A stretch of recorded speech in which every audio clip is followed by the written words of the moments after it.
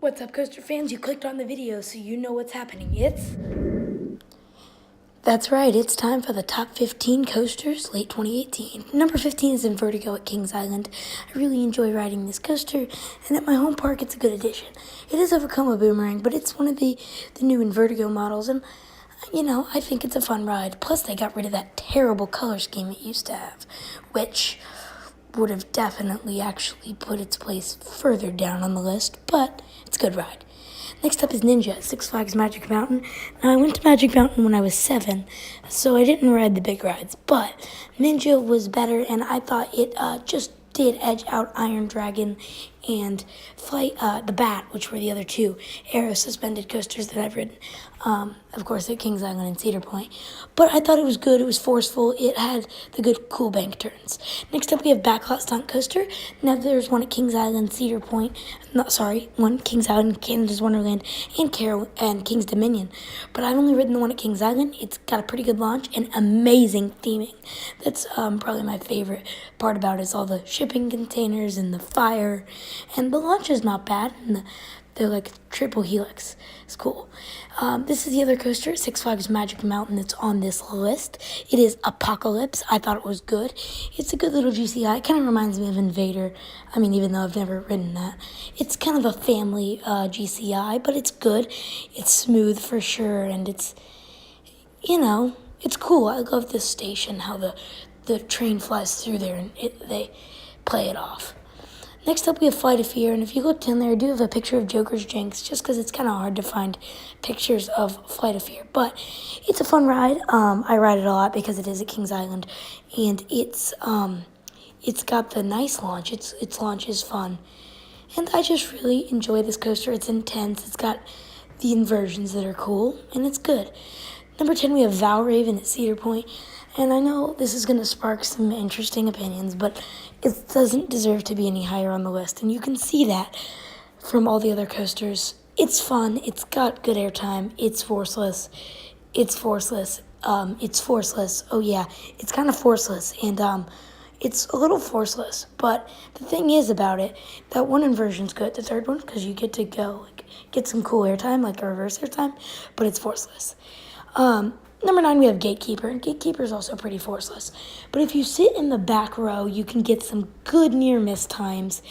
And the wing element to it, I like wing coasters better than dive coasters. I think that's a cooler concept. The keyholes, the way it makes Cedar Point look, I think it is a far superior ride to Valravn.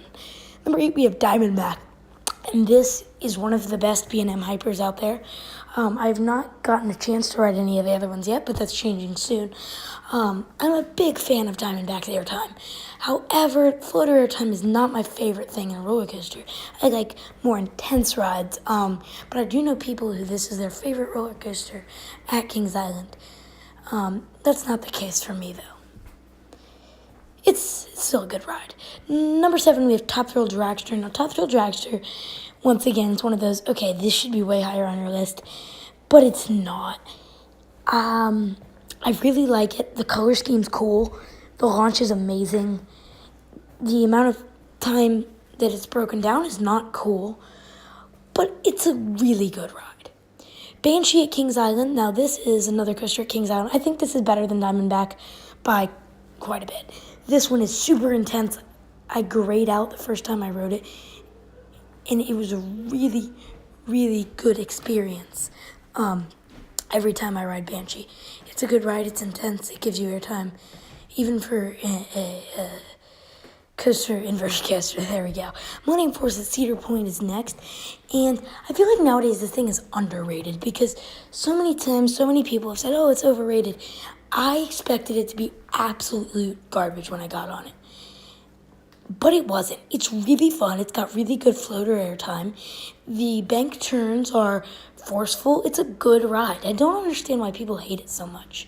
At number 4, we have the Beast at Kings Island. Now, Kings Island, they are iconic for the Beast. And holy quattrorana patolis.